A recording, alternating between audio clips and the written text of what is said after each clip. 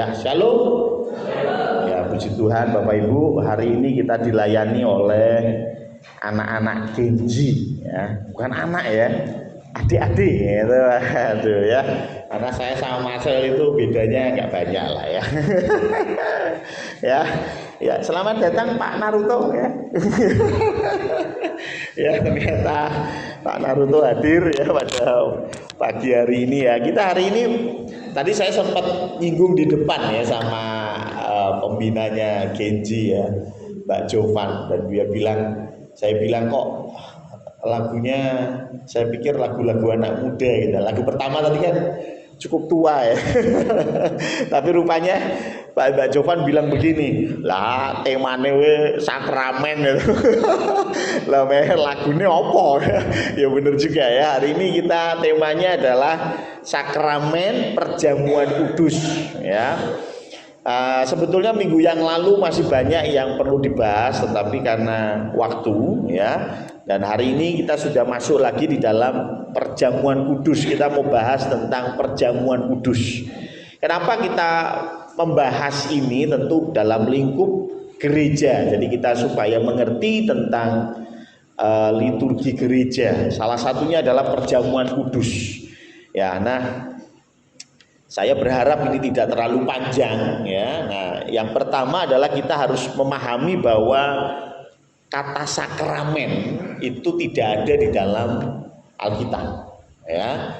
Jadi Alkitab itu Anda cari dari Kejadian sampai Wahyu itu tidak ada kata sakramen gitu ya. Ini memang istilah yang kemudian muncul di dalam kalangan Kristen mula-mula gitu ya. Kristen mula-mula itu berbahasa Yunani. Kristen mula-mula itu berbahasa Yunani, dan bahasa Yunaninya adalah misterion. Ngeri ya. Misterion. Misterion itu adalah misteri ilahi. Jadi ada dua yang dikategorikan sebagai misterion pada awal mulanya, yaitu perjamuan kudus dan baptisan air gitu ya. Misterion itu sekali lagi misteri ilahi. Jadi ini adalah satu rahasia Tuhan. Kenapa kok Tuhan suruh kita lakukan ini gitu ya, kurang lebih seperti itu. Nah, kemudian dalam bahasa Latin disebut sebagai sakramen, dari kata sacramentum. Sakramentum itu adalah tanda suci, atau dalam bahasa literalnya adalah sumpah militer. Jadi kalau zaman dulu sumpah militer itu disebut sakramentum. Jadi kalau Anda itu ikut sakramen, itu sebetulnya Anda sedang sumpah militer. Jadi nggak salah kalau berarti kita harus jadi pengikut Tuhan yang militer, karena memang ini militer gitu ya. Jadi harus siap sedia gitu ya.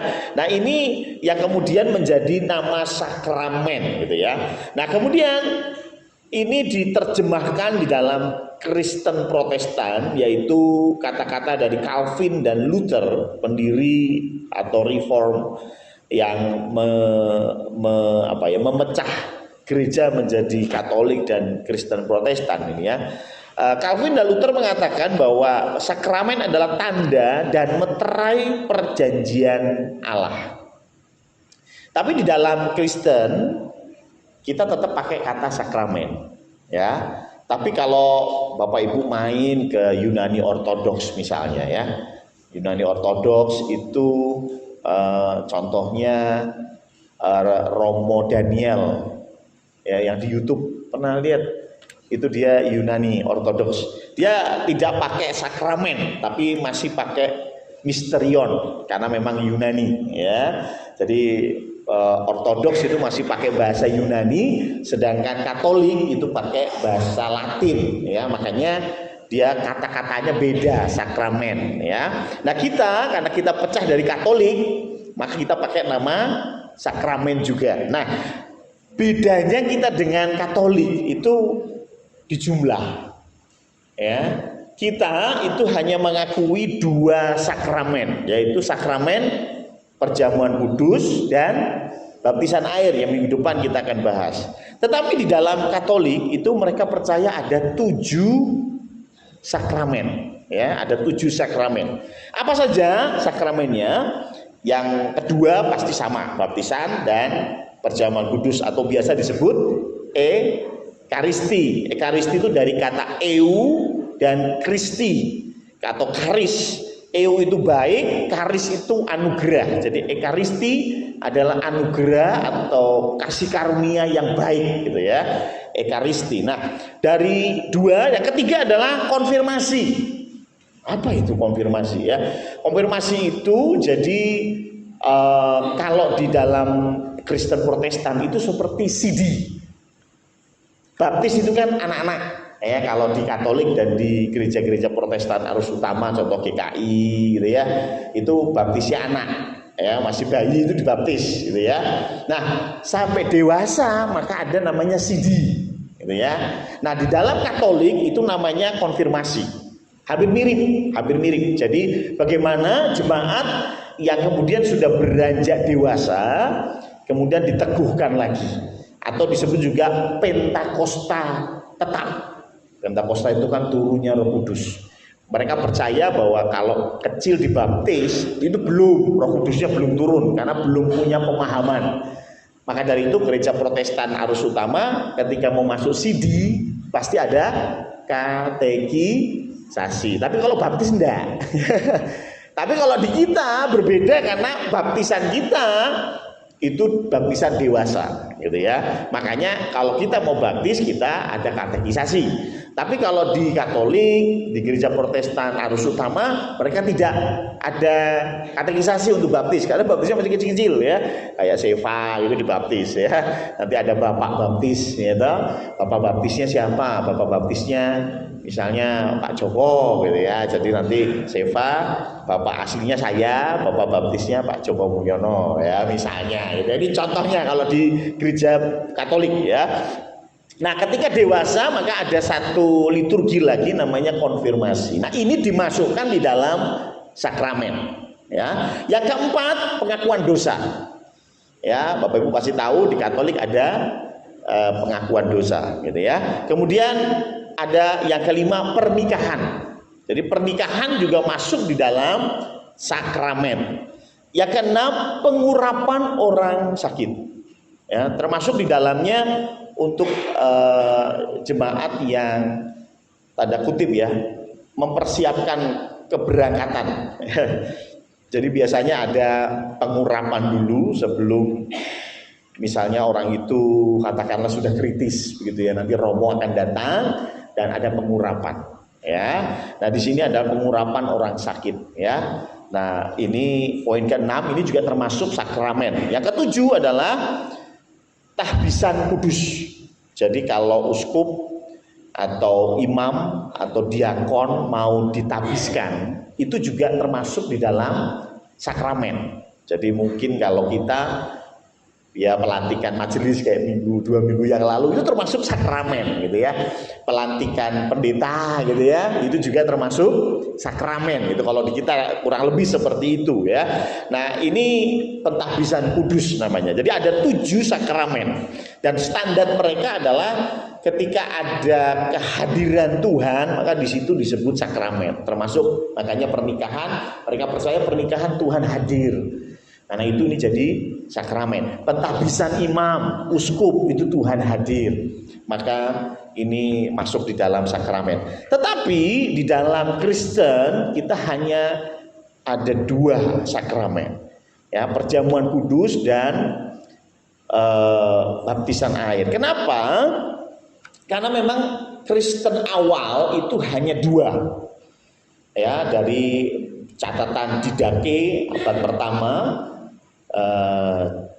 Justin Martyr juga menuliskan hanya 2 ya upacara atau liturgi yang penting, yaitu ekaristi dan baptisan air, hanya 2. Nah, tetapi kemudian abad keempat mulai bertambah ya, mulai dimasukkan sampai abad ke-10 itu sudah ada 7 ya.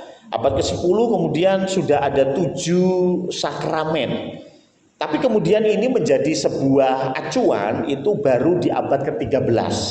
Abad ke-13 seorang Romo Thomas Aquinas itu menuliskan 7 sakramen yang kemudian menjadi baku, ya, dan dikatakan bahwa sakramen adalah tanda yang kelihatan, yang diberikan Kristus untuk memberikan anugerah yang tidak kelihatan. Ya, jadi sakramen adalah tanda yang kelihatan untuk membayangkan pemberian yang tidak kelihatan.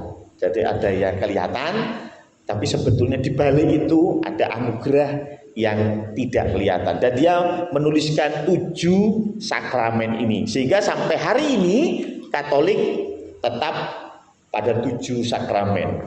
Gereja-gereja Koptik dan lain sebagainya ada yang tetap memakai 7 juga, tapi ada juga yang lebih dari 7 atau kurang dari 7, gitu ya. Tapi hanya Kristen Protestan yang 2. Ya, Kristen Protestan 2. Dan para pendiri Kristen Protestan itu memberikan syarat untuk sakramen ini ada 5 syarat. Satu liturgi ini bisa dimasukkan di dalam kategori sakramen. Yang pertama adalah perintah langsung dari Kristus. Coba kita buka Lukas 22 ayat 19.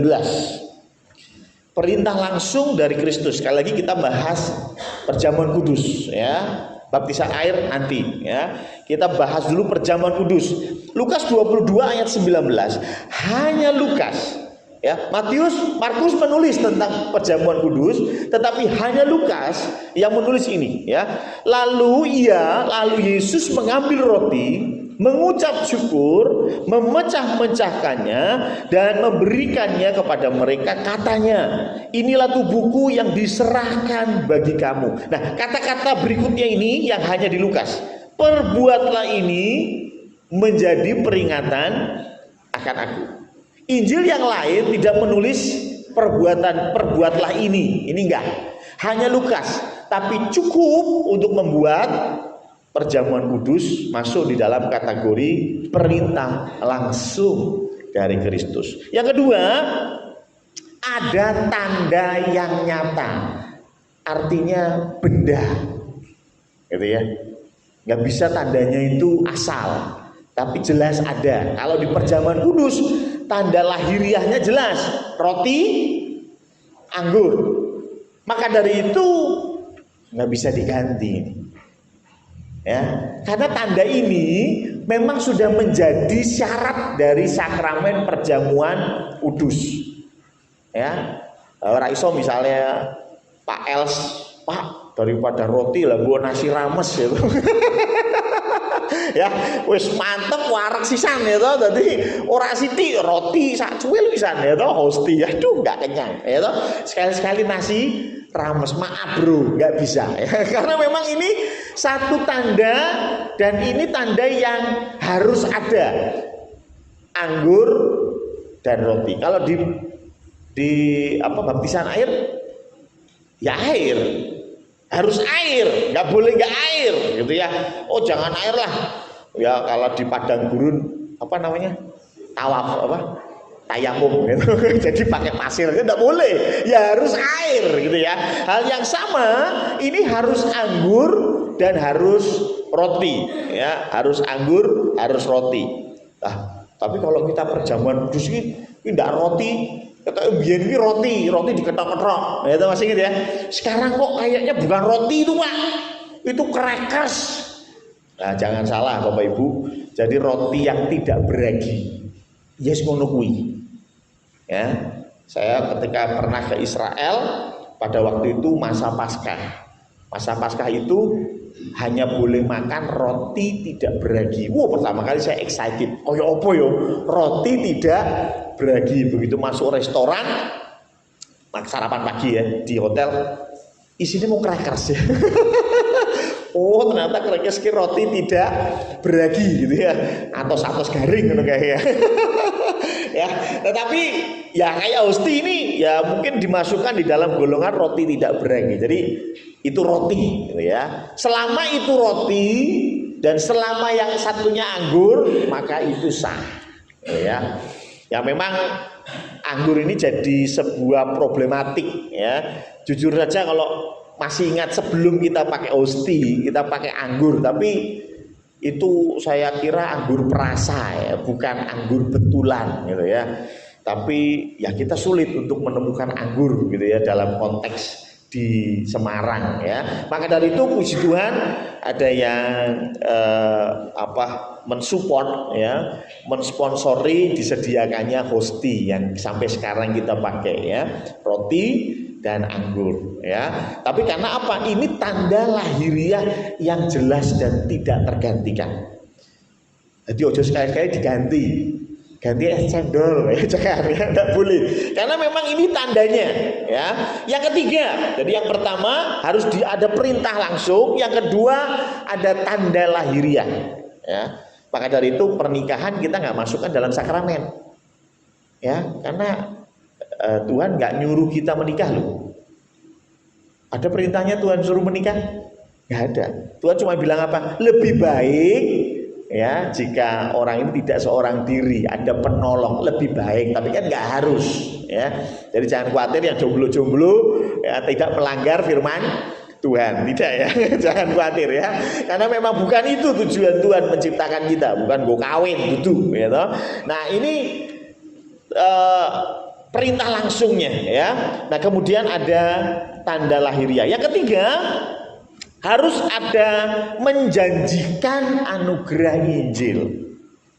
Ada janji di situ ya. Ini sesuai dengan Thomas Aquinas yang menuliskan 7 sakramen ya. Dikatakan bahwa sakramen adalah tanda yang kelihatan yang diberikan Kristus untuk memberikan anugerah tak kelihatan. Tak kelihatan itu kan bisa dalam konteks janji. Janji kita orang ya, bahkan tidak terlihat dan belum terlihat, itu janji. Maka dari itu harus ada janji dalam sakramen ini. Coba kita buka 1 Korintus 11 ayat 26. 1 Korintus 11 ayat 26. Sebab setiap kali kamu makan roti ini dan minum cawan ini, kamu memberitakan kematian Tuhan sampai Ia datang. Mana dari ayat ini yang mengutip janji? Yang mana? Setiap kali kamu makan? Oh bukan. Dalam konteks ini janji adalah sampai Ia datang. Tuhan berjanji Dia akan datang. Maka dari itu perjamuan kudus ini juga mengingatkan kita bahwa Tuhan berjanji Tuhan akan datang. Ini janjinya. Maka dari itu tidak hanya mengingat tentang penderitaan. Oh Tuhan Yesus disalib, darahnya tercurah, ya dagingnya tercabik, karena memang itu yang selalu diucapkan oleh pendeta. Ya inilah tubuhku. Ya. Tetapi lebih dari itu kita harus memahami bahwa ada janji di situ. Janjinya apa? Tuhan Yesus akan datang. Yang keempat, terkait karya penebusan. Jadi sakramen itu ada hubungannya dengan karya Yesus dalam konteks penebusan. 1 Korintus 10 ayat 16. Sebetulnya di 1 Korintus tadi juga sudah ada, tapi saya ambil ayat lain. 1 Korintus 10 ayat 16. Bukankah cawan pengucapan syukur yang atasnya kita ucapkan syukur adalah persekutuan dengan darah Kristus?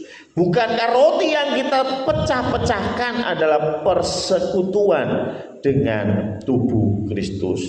Jadi bicara tentang perjamuan kudus itu harus terkait dengan karya penebusan. Yaitu apa? Yaitu darah Kristus dan tubuh Kristus itu persekutuan kita dengan Yesus. Makanya ini dimakan untuk mengingatkan bahwa Yesus di dalam kita. Betul ya? Makan itu kan tidak mungkin ditempelin di depan. Jadi nggak boleh perjamuan kudus saya taruh di dahi aja Pak Pendeta, tidak usah saya makan. Tidak boleh, harus dimakan. Bahkan ada yang maaf sudah cukup kritis misalnya gitu ya, dan dia mau mendapatkan pelayanan perjamuan kudus. Maka pertanyaannya, masih bisa makan atau tidak? Kalau tidak, ya kita doakan saja. Kenapa? Karena roti dan anggur itu harus dimakan. Karena konteksnya adalah ini terkait dengan karya penebusan, bahwa Yesus di dalam kita. Dan karena Yesus di dalam kita, maka kita ini dilayakkan. Bukan sekedar kita percaya, tetapi ketika Yesus di dalam kita, maka Allah itu tidak memandang kita sebagai kita. Kalau Yesus memandang Bu Arti sebagai Bu Arti, kira-kira sempurna enggak, Bu? Enggak. Kalau Tuhan memandang Mbak Ana sebagai Mbak Ana, saya yakin Tuhan juga wegah loh ya. Ya, tapi begitu Mbak Ana makan roti dan anggur, ini konsepnya bahwa ada Yesus di dalam kita. Maka Allah akan memandang Mbak Ana bukan sekedar Mbak Ana, tetapi di dalamnya ada Yesus, anaknya Allah yang sempurna. Kan begitu. Sama seperti ketika kita melihat ada bongkahan batu, dan satunya bongkahan batu yang mengandung emas. Mana yang Anda jadikan ganjel pintu? Yang bongkahan batu. Yang bongkahan batu mengandung emas, Anda simpan di dalam rumah, disimpan, ditaruh di brankas. Bukan karena batunya, tapi karena batu itu mengandung emas. Anda nggak lihat batunya, tapi lihat di dalam situ. Ono masih gitu. Jangan saya buang, tak wet-wet ya kan. Hal yang sama ketika Allah melihat kita. Kalau lihat kita terus Allah males, karena kita sudah jatuh di dalam dosa. Tetapi karena karya penebusan Kristus, maka Allah melihat kita, ada Kristus di dalam kita. Maka dari itu harus dimakan. Ini penting ya. Jangan terus ketika nanti misalnya gitu ya, orang tua kita mungkin sudah persiapan untuk meninggalkan dunia ini, terus minta tolong Pak Pendeta, tolong perjamuan kudus buat papa saya, buat mama saya. Terus kami nanya, masih bisa makan enggak? Waduh, sudah enggak bisa, semua yang masuk sudah keluar. Ya sudah, kita doakan pengurapan saja ya toh. Kita doakan, kita kasih minyak, sudah. Kenapa?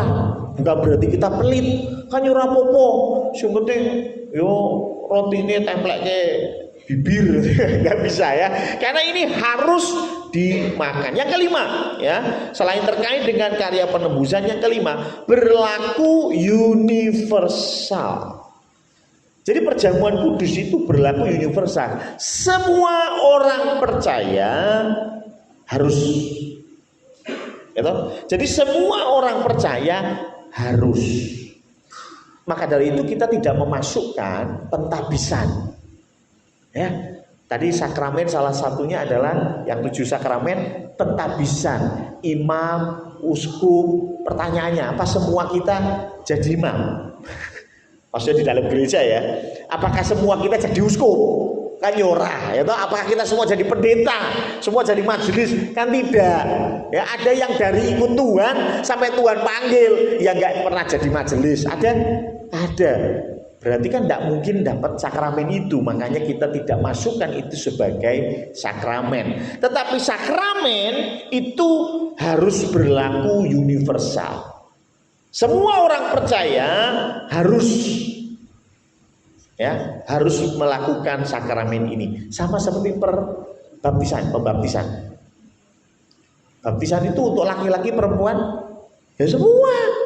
Untuk pendeta, ya. Jemaat biasa, ya. Itu harus berlaku universal. Perjamuan kudus juga sama. Ya, perjamuan kudus berlaku universal. Nah, kemudian yang berikutnya adalah polemik yang ada di dalam perjamuan kudus adalah pandangan tentang roti dan anggur. Kalau Bapak Ibu perhatikan, ketika saya memimpin perjamuan kudus, saya selalu bilang apa? Roti ini roti biasa, anggur ini anggur biasa. Tetapi ini adalah lambang bagi tubuh dan darah Kristus. Ini adalah perbedaan yang cukup besar cara pandang tentang Ekaristi. Ya, Ekaristi itu sebetulnya banyak dipakai Katolik ya. Kita tuh jarang pakai nama Ekaristi. Whatever, tetapi Katolik itu tidak punya konsep ini, ya. Konsep Katolik ya roti ini benar-benar daging. Anggur itu benar-benar darah. Jadi ada perubahan ketika roti dan anggur ini dibawa di dalam liturgi. Maka anggur dan roti ini menjadi roti yang jadi daging, anggur ini jadi anggur yang jadi darah. Berbeda dengan konsep kita. Konsep Protestan itu ya roti tetap roti, anggur tetap anggur. Lah kenapa? Karena memang ayatnya, ya toh? Ayatnya coba kita lihat bahwa Matius 26 ayat 26 sampai 28 ya. Matius 26 ayat 26 sampai 28 mengatakan begini, dan ketika mereka sedang makan, Yesus mengambil roti, mengucap berkat, memecah-mecahkannya, lalu memberikannya kepada murid-muridnya dan berkata, ambillah, makanlah, inilah tubuhku. Jelas Tuhan Yesus bilang ini roti nih, kasihkan ke Pas Budi, Bud, inilah tubuhku. Maka dari itu secara literal Budi memahami bahwa ini roti adalah dagingnya Yesus. Betul ya? Betul dong, ya kan? Sesudah itu ia mengambil cawan, mengucap syukur, lalu memberikannya kepada mereka dan berkata, minumlah kamu semua dari cawan ini, sebab inilah darahku. Ambil cawan, terus kasihkan lagi ke Pak Budi, inilah darahku. Berarti Pak Budi punya konsep, oh ini darahnya Yesus. Maka dari itulah gereja kuno hampir semua punya konsep yang sama. Roti itu betul-betul daging, anggur betul-betul darah. Masalah tafsiran-tafsiran yang beda-beda tipis sih oke lah. Seperti Katolik katakan ini tetap roti tetapi ini berubah menjadi daging di dalam iman. Nah, ada yang begitu. Ada yang konteks lain mengatakan ini betul-betul daging. Jadi perubahan secara materialnya itu berubah jadi daging, ini optik, ya toh? Dan banyak lagi pandangan, tetapi kurang lebih gereja-gereja kuno mengatakan bahwa roti ini akan berubah jadi daging, anggur ini akan berubah jadi darah. Tapi Kristen tidak. Nah pertanyaannya, ayatnya itu bener sih Katolik ya? Ayo tuh, anggur dikasihkan ke Pak Budi dan bilang apa? Inilah darah. Berarti darahnya Yesus yang mana? Yang ini Pak. Yang anggur ini berarti kan darahnya Yesus. Betul kan? Nah ini sebetulnya problem bahasa Bapak Ibu. Problem bahasa. Bahasa Yunani yang menuliskan kitab suci itu bahasa Yunani Perjanjian Baru. Ada kata yang dipakai namanya estin. Estin itu adalah, kalau terjemahannya adalah, contoh misalnya ya, dikatakan bahwa minumlah, ayat 28, maaf, ayat 28, minumlah semua dari cawan sebab inilah darahku, sebab inilah estin darahku, sebab ini adalah darahku. Bahasa terjemahannya seperti itu. Jadi pakainya estin, adalah, ini adalah darahku, ini adalah tubuhku. Maka dari itu gereja-gereja kuno menganggap ya ini roti adalah daging, anggur adalah darah, titik. Selama liturgi berlangsung. Bagaimana dengan Kristen Protestan? Kenapa kita tidak mengakui itu? Ya. Estin dalam bahasa Yunani ini juga bisa berupa simbol. Saya kasih contoh Yohanes 10 ayat yang ke-7. Tuhan berkata, akulah pintu. Itu bahasanya estin. Aku adalah pintu. Pertanyaan, apakah Yesus pintu? Kan ya ora, ya toh? Lukas 8 ayat 11 masih ingat cerita benih yang ditabur, ada yang di jalan, ya toh, ada yang digondol burung, ada yang di semak belukar. Tuhan berkata apa? Benih itu adalah firman Tuhan. Benih itu estin firman Tuhan. Apakah benih itu firman Tuhan? Ya tentu tidaklah. Ini simbol. Benih itu simbol dari firman Tuhan, tapi menggunakan frase yang sama, estin. Yohanes 15 ayat 1. Akulah pokok anggur yang benar. Aku adalah pokok anggur yang benar. Aku estin pokok anggur yang benar. Apakah Yesus itu pokok anggur? Anda.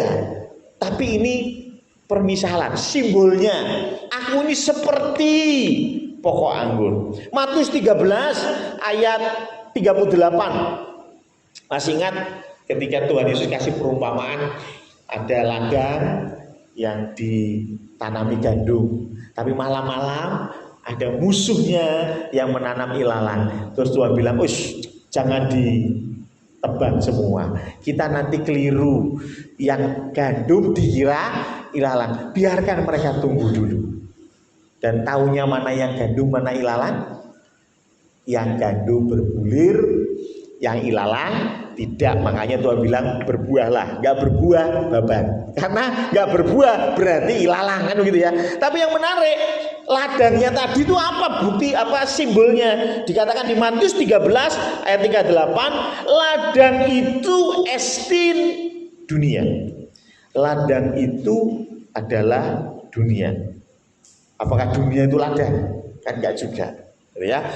Dan banyak lagi ayat-ayat yang mengutip bahwa estin itu simbol.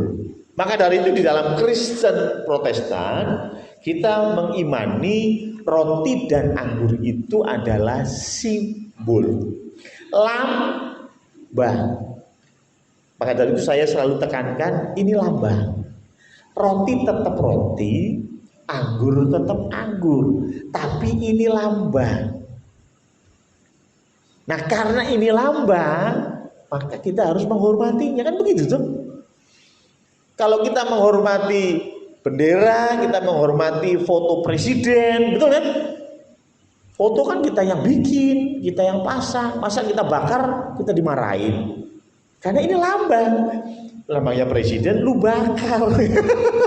Jadi masalah. Lambang presiden lu gambarin gitu ya. Ya pasti jadi masalah, penghinaan ya, kepala negara ya, undang-undang ya.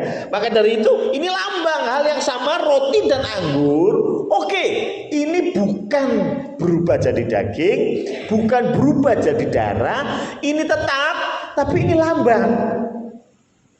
Lambang ini loh. Maka dari itu kita harus menghormatinya. Maka dari itu Kristen yang baru muncul 500 tahun. Jadi Kristen kita ini 500 tahun loh baru ya. Karena sebelumnya Katolik dong. Ya, kita ini baru 500 tahun tetapi kita punya pandangan teologi bahwa ini adalah lambang. Bukan betul daging, bukan betul darah. Karena nanti kalau kita masukkan itu dalam kriteria daging dan darah, agak susah untuk menjelaskannya dalam konteks realita yang ada. Saya mau tanya, ketika Anda bawa roti itu berubah jadi daging nggak? Rasanya dari kayak rendang mau tetap roti. Puji Tuhan Pak, saya makan jadi rendang Pak. Ya ini problem yang ada. Maka dari itu kita mentafsirkannya bahwa oh ya ini adalah lambang, ini simbol karena estin tadi. Nah sekarang frekuensi yang ada. Kenapa di dalam gereja kita terutama hanya melakukan perjamuan kudus 1 bulan sekali? Coba kita lihat Kisah Para Rasul 20 ayat 7. Kisah Para Rasul 20 ayat 7 berkata demikian. Pada hari pertama dalam minggu itu, jadi hari Minggu, hari pertama itu hari Minggu, ya. Ketika kami berkumpul untuk memecahkan roti. Jadi ini pasti bicara tentang perjamuan kudus. Maka dari itu murid-murid Yesus itu melakukan perjamuan kudus setiap minggu. Setiap mereka kumpul, ini jadi pokok ibadah. Masih ingat ya, minggu yang lalu kita belajar ibadah. Dan setiap ibadah awal Kristen pun yang jadi sentral adalah Ekaristi. Yang penting adalah kumpul, memecah-mecahkan roti. Itu yang paling penting. Pujian belum ada, firman Tuhan belum ada, tapi kemudian semakin berkembang. Nah, tapi sekarang itu berbeda. Sekarang yang jadi sentral dari ibadah apa yuk? Ada yang tahu? Dulu sentral ibadah atau pusat ibadah adalah Ekaristi. Maka dari itu ya pujiannya mungkin 1-2, doanya tidak terlalu panjang, firman Tuhan cuma renungan. Haleluya, senang ya. Ya, aduh kayak sekarang kok ya khotbahnya panjang banget ya. Sekarang mulai dari gerakan reformasi tahun 1517 ada perubahan besar. Perubahannya apa? Yang menjadi sentral dari ibadah adalah firman Tuhan. Diakui atau tidak diakui, itulah yang terjadi. Coba lihat jam. Berapa lama kita pujian? Berapa lama kita doa?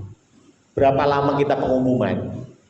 Dan berapa lama kita dengerin firman? Ya, saya yakin kalau Anda hitung-hitungan, iya Pak Pendeta, paling lama ya.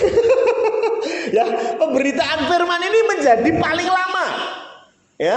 Nah, ini yang terjadi perubahan. Bahkan sekarang Ekaristi hanya sebulan sekali, bayangin. Ya.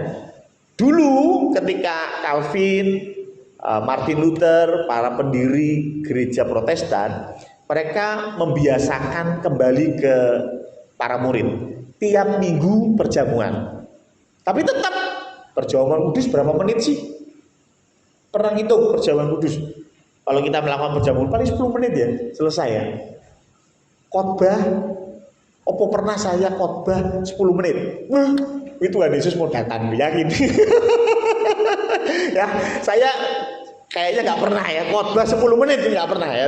Artinya sekali lagi ibadah kita sekarang sudah berubah. Yang tadinya sentralnya adalah Ekaristi, yang penting ada perjamuan kudus, orang datang dan ambil roti, minum anggur, mengingat akan Yesus, mengingat akan kematiannya Yesus. Tapi sekarang yang menjadi sentral dari ibadah adalah firman Tuhan. Pertanyaannya, why? Kenapa? Ini perubahan ini memang karena perubahan masyarakat. Zaman dulu kita Kristen itu ya cuman Kristen, tapi tidak mengerti tentang kekristenan. Kristen cuman Kristen, tapi kita nggak ngerti. Kenapa? Bapak Ibu, awal abad pertama sampai abad keempat itu orang Kristen itu dikejar-kejar, diburu, dibantai. Saya pernah ke tempat di mana orang Kristen delik itu sampai kayak liang tikus. Aduh, kasihan sekali. Karena mereka diburu luar biasa. Dari abad pertama sampai abad keempat. Tapi begitu Konstantin berubah jadi Kristen, maka orang Kristen ini membludak. Tahu membludak ya? Semua pengen jadi Kristen. Kenapa? Karena orang dulu itu lihat pemimpinnya. Pemimpinnya agamanya pagan, yo semua ikut jadi pagan. Pemimpinnya jadi Kristen, semua ikut jadi Kristen. Sehingga banyak orang Kristen ya cuman jadi Kristen. Tapi mereka nggak mengerti konteks Kristen itu apa. Pokoknya setiap kumpul dapat anggur, dapat roti, ya sudah, saya Kristen. Dan orang dulu pun belum banyak berpikir keras tentang teologi. Mereka nggak pernah nanyakan tentang kenapa Allah itu bisa jadi manusia ya. Kenapa kita menyembah manusia yang namanya Yesus? Kenapa kok Roh Kudus turun untuk apa? Ya, kenapa kok ada Allah Bapa, Allah Putra, Allah Kudus? Gak ada yang menanyakan itu. Orang-orang Kristen abad keempat, sing penting ikut penguasa. Penguasa Kristen, ya aku Kristen. Ditanyain kenapa kamu Kristen? Harus piye? Pak Lurae Kristen kan ngono tok. Jadi nggak ada alasan, nggak ada kepentingan mereka untuk menggali firman Tuhan lebih dalam. Dan itu juga yang menjadi pemicu ada gerakan reformasi. Tahun 1517 Martin Luther itu menuliskan 99 dalil atau protesnya kepada kebijakan gereja. Kenapa? Karena Martin Luther itu salah satu yang punya akses ke Alkitab. Jangan dianggap dulu itu semua orang punya Alkitab. Enggak. Yang punya Alkitab cuman uskup, cuman pendeta, cuman imam. Lah yang namanya Martin Luther itu juga uskup Katolik. Makanya dia mengerti tentang firman Tuhan. Dan ketika dia mengerti, dia melihat kenyataan yang ada, gereja ora pas. Dan kenapa yang protes cuma Martin Luther? Karena jemaat yang lain pokoknya datang ke gereja, dapat ekaristi, pulang. Gitu? Datang ke gereja, pengakuan dosa, terus romonya bilang dosamu diampuni, selesai, pulang happy. Lah kok bisa dosanya diampuni? Wis pokoknya romo ngomong ngono ya wis. Sehingga tidak banyak pengetahuan teologi yang disampaikan. Ya memang puji Tuhan ya, teman-teman Katolik sekarang sudah banyak berubah ya. Katolik pun sekarang sudah banyak menyampaikan firman Tuhan, sudah banyak. Tapi ya ini baru beberapa dekade gitu ya. Makanya kalau ketemu teman-teman Katolik jangan heran. Kadang-kadang mereka nggak ngerti untuk kisah-kisah yang bahkan buat kita itu sekolah minggu gitu ya. Ketika kita bicara tentang Daud, ya Daud itu punya anak Absalom. Ya toh, Absalom itu mau menggulingkan Daud, pas lari rambutnya kena ranting. Belum tentu loh teman-teman Katolik itu mengerti. Ya belum tentu. Kita sekolah minggu udah diajarin, ya udah diceritain model begitu. Kita udah tahu ceritanya, gitu ya. Teman-teman Katolik belum tentu. Kenapa? Karena memang fokus ibadahnya masih seperti zaman dulu. Datang, ekaristi, ya kan? Pengakuan dosa, ya dapat berkat dari romo, pulang, ya. Tapi Calvin dan Martin Luther, ya, dan tokoh-tokoh reform itu mengatakan ya ini nggak bisa. Kita harus ajar jemaat supaya mengerti kenapa jemaat percaya Yesus. Ya kan? Harus mengerti kenapa kok Yesus harus mati di kayu salib. Kan Tuhan itu Allah toh. Yesus itu Allah. Kenapa dia nggak bilang aja dosamu diampuni selesai? Kenapa dia harus naik ke kayu salib? Sama seperti salah seorang yang di YouTube mengatakan begini ya. Yesus itu kan ketemu orang. Contohnya Sakeus. Yesus bilang dosamu diampuni. Bahkan Yesus ketemu sama orang yang disalib di sebelahnya dia. Yesus bilang apa? Hari ini juga engkau bersama-sama dengan aku di Firdaus. Berarti Yesus belum mati, dia bisa mengampuni orang lain. Lah kok masih perlu mati? Tahu maksudnya? Yesus nih, ya ketemu sama Pak Sugeng, dosamu diampuni. Belum disalib nih. Yesus belum disalib, dosamu diampuni. Ketemu Pak Budi, dosamu diampuni. Ketemu wanita yang pendarahan 12 tahun, dosamu diampuni. Gitu ya. Ketemu yang buta di Bethlehem, dosamu diampuni, gitu ya. Tapi Yesus belum disalib. Kalau Yesus bisa mengampuni orang sebelum dia disalib, terus ngapain dia disalib? Paham ya? Kan nggak perlu disalib toh, nggak perlu mati di kayu salib toh. Berarti benar buku satunya dong. Buku satunya mengatakan Yesus tidak mati, tapi yang mati orang lain. Ya benar buku satunya.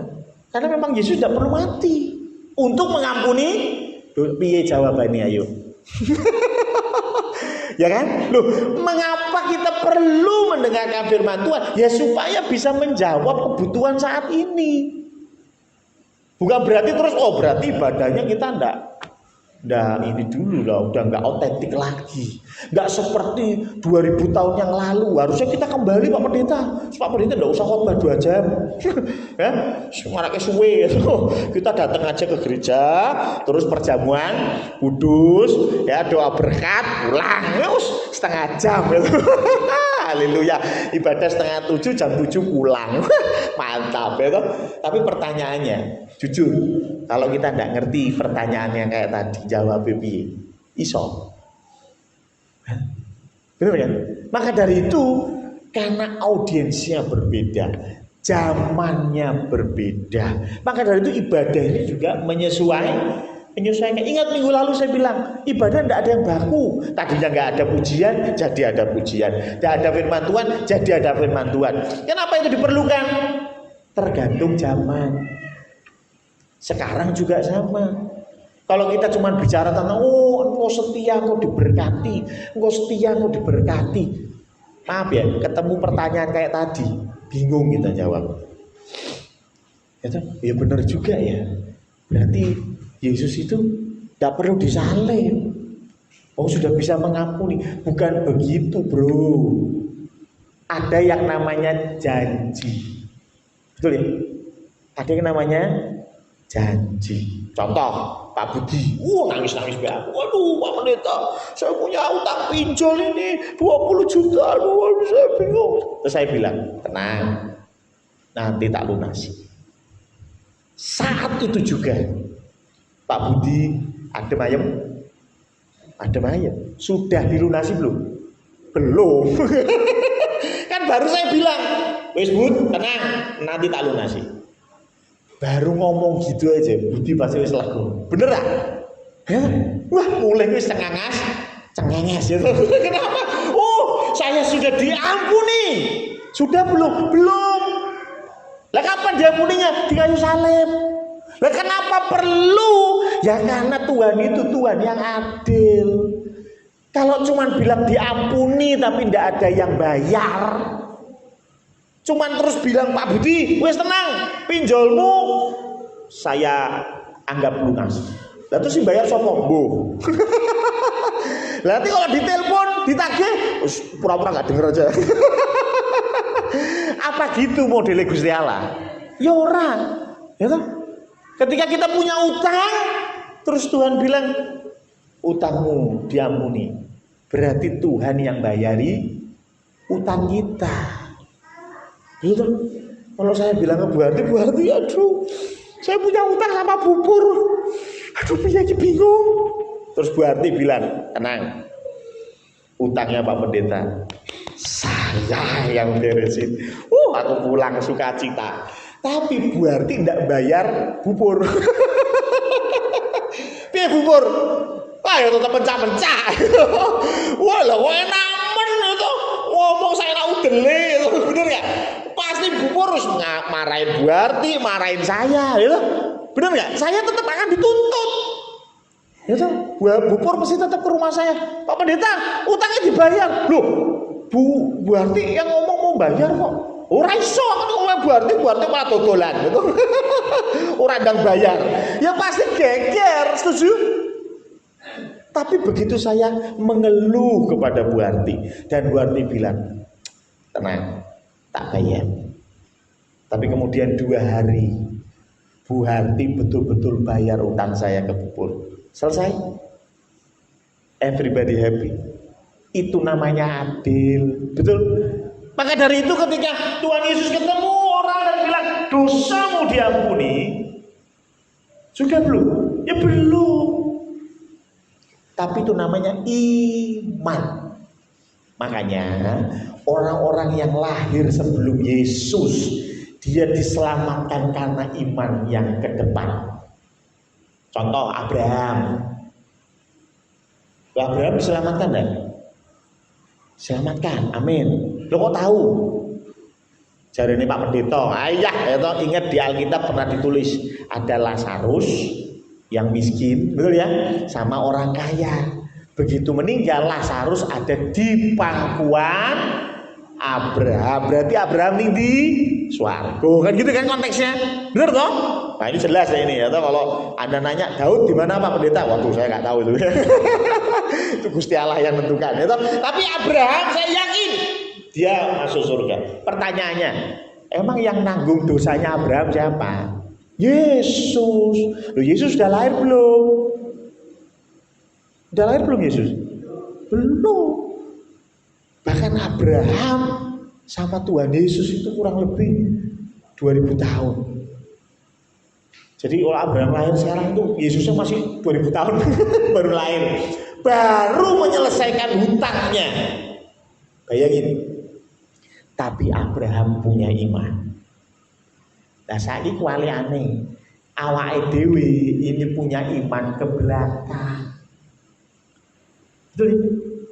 Kita punya imannya ke belakang. Pak Budi pernah ngelihat Tuhan Yesus? Pernah Pak, itu di foto profil saya ada. Ya, orang Kristen itu pernah di EC juga. Oh, Tuhan Yesus kok beda-beda. Versinya Ethiopia ini, ya bener ada cari itu ya. Versinya Ethiopia ya orangnya negro gitu ya. Versinya Chinese ya orangnya mata sipit gitu ya. Oh Tuhan Yesus kok beda-beda. Itu sing bener sing dijujur. Tidak ada yang tahu toh. Tuhan Yesus itu gambarnya kaya piye. Oh tahu Pak, itu yang gondrong, jenggotan gitu, pakai jubah. Itu kan gara-gara diajarin guru sekolah minggu. Ini Tuhan Yesus ya. Saya sering ngeprint tugasnya istri ya untuk sekolah minggu. Gambarnya Tuhan Yesus mesti gitu ya, jubah, rambutnya gondrong, makanya saya males potong rambut. Terus biar kayak Tuhan Yesus, jenggotan gitu ya. Tapi betulkah Yesus seperti itu? Ya orang ngerti juga. Tapi kita punya iman ke belakang. Abraham punya iman ke depan, kita punya iman ke belakang. Gitu. Makanya kita ini selamat karena iman. Ya karena memang hanya iman. Yang betul-betul ketemu Yesus, ya puji Tuhan, yang sejaman dengan Yesus. Makanya Yohanes Pembaptis, Tuhan bilang apa? Oh, kamu tahu? Di antara semua manusia, Yohanes Pembaptis ini yang paling besar. Tapi di surga dia yang paling kecil. Ada tafsiran. Tafsirannya yang pertama apa? Yohanes paling besar. Kenapa? Semua nabi hanya menubuatkan Yesus. Besok somben engko. Ya kan? Tapi Yohanes Pembaptis iki lho, wonge. Ya kan? Inilah anak domba Allah yang datang untuk menebus dosa umat manusia. Yohanes Pembaptis ngomong di depan Yesus persis. Yeremia ya ngomongin Yesus, tapi kan nggak ketemu. Ya? Abraham beriman tentang Yesus, tapi ketemu orang. Hanya Yohanes Pembaptis. Makanya dikatakan ini yang paling besar, nabi yang paling besar. Setuju ya? Tapi nanti di surga dia paling kecil. Kenapa? Imannya paling kecil. Loh kok bisa imannya paling kecil? Loh iman itu apa sih? Bukti dari segala sesuatu yang tidak kita lihat. Berbahagialah yang tidak melihat namun percaya. Yohanes Pembaptis bisa nggak dikatakan dia punya iman? Sulit. Kenapa? Oh dia sudah lihat. Betul kan? Kalau Pak Sugeng melihat Yesus, Pak Sugeng lahir di zamannya Yesus, Pak Sugeng jadi muridnya Yesus, lihat bagaimana Tuhan Yesus berjalan di atas air, bagaimana Tuhan Yesus bangkit dari kematian. Maaf ya, ya imannya hanya iman Yesus akan datang kedua kali. Kenapa? Kalau iman Yesus sebagai Mesias itu bukan iman, tapi betul-betul melihat. Paham ya? Iman itu kan nggak kita lihat. Makanya dikatakan di surga nanti yang terbesar itu kan ada 3, iman, pengharapan, dan kasih. Dan yang terbesar apa? Kasihnya nopo. Kalau kita sudah ketemu sama Yesus, wis ora ono iman meneh. Harus ketemu. Ya, kamu beriman nggak bakal dapat jodoh? Saya beriman, Pak Pendeta. Oh haleluya. Begitu sudah nikah, jangan beriman lagi. Kenapa? Loh, masa beriman lagi? Berarti kan punya jodoh lagi. Loh, sudah gandeng Pak Sugeng, masa Buning punya iman nggak akan Tuhan sediakan jodoh? Beriman yang ngawur. Ya wis ora rasa beriman, oh jodohnya sudah di sebelah kok. Betul ya? Itu iman. Makanya Yohanes Pembaptis dikatakan di surga nanti dia paling kecil ya. Itu salah satu tafsiran ya. Tapi intinya bahwa pertanyaan-pertanyaan zaman sekarang semakin sulit. Kalau gereja tidak mengajarkan jemaatnya, ibadah tidak menjadikan firman Tuhan sebagai sentralnya, maka sulit kita bisa bertahan dalam gempuran perdebatan yang ada, gitu ya. Maka dari itu zaman sekarang sudah bergeser, bukan lagi perjamuan kudus, tetapi yang utama saat ini adalah firman Tuhan, gitu ya. Nah, terus perjamuan kudus jadi berapa banyak yang harus diterima ya. Pada zaman murid seminggu sekali. Sampai Justin Martyr tahun 150 Masehi masih setiap minggu diadakan Ekaristi. Tapi kemudian dari abad keempat mulai Kristen ini booming tanda kutip ya. Maka banyak orang yang tidak lagi menerima Ekaristi. Kenapa? Karena di situ dikuasai oleh para imam-imam. Jadi yang ikut Ekaristi itu hanya imam. Kenapa? Yang layak boleh ambil. Zaman dulu rasis itu masih tinggi. Ya, enggak usah zaman dulu banget lah. Ya, 100 tahun yang lalu di Amerika itu masih ada hitam dan putih. Betul? Ada sekolah untuk orang negro, ada sekolah untuk orang putih. Masih ada. Itu 100 tahun yang lalu. Bis, itu ada bis khusus orang negro, bis khusus orang kulit putih. Gak boleh dicampur. Gereja, ada gereja kulit putih, ada gereja kulit hitam. Itu 100 tahun yang lalu guys. Bayangin abad 4. Ya, sehingga apa? Imam-imam yang lebih menguasai, ya, yang layak boleh ambil. Pak Sugeng maju, layak kamu? Enggak, pulang-pulang. Ya, berarti maju. Wah, apalagi kamu enggak layak. Sehingga akhirnya dikuasai oleh imam dan para petinggi gereja. Ya, sehingga jemaat paling hanya dapat Ekaristi 1 tahun bisa 1-4 kali. Sampai pada konsili Lateran yang keempat tahun 1215 ya, 800 tahun yang lalu dikasih keputusan bahwa jemaat minimal 1 kali 1 tahun. Beda banget ya, tadinya seminggu sekali, jadi minimal 1 kali 1 tahun. Nah, dia mengacu pada apa? Mengacu pada perjamuan kudus mula-mula. Ada yang tahu nggak perjamuan kudus mula-mula itu untuk memperingati apa? Paskah. Tuhan Yesus mau malam Paskah. Pertanyaannya, Paskah ini berapa minggu sekali? Paskah berapa minggu sekali? Ya setahun sekali. Masa Paskah tiap minggu atau masake JA50. Paskah terus ya. Seminggu sekali? Enggak lah. Sebulan sekali? Enggak. Setahun sekali. Paskah itu makan roti dan minum anggur. Kan itu yang asal mulanya, kemudian diubah menjadi perjamuan kudus. Sehingga konsili Lateran yang keempat memutuskan bahwa jemaat minimal 1 tahun sekali. Nah, sekarang memang ada berbagai macam alasan. Salah satunya adalah terlalu sering jadi kurang bermakna.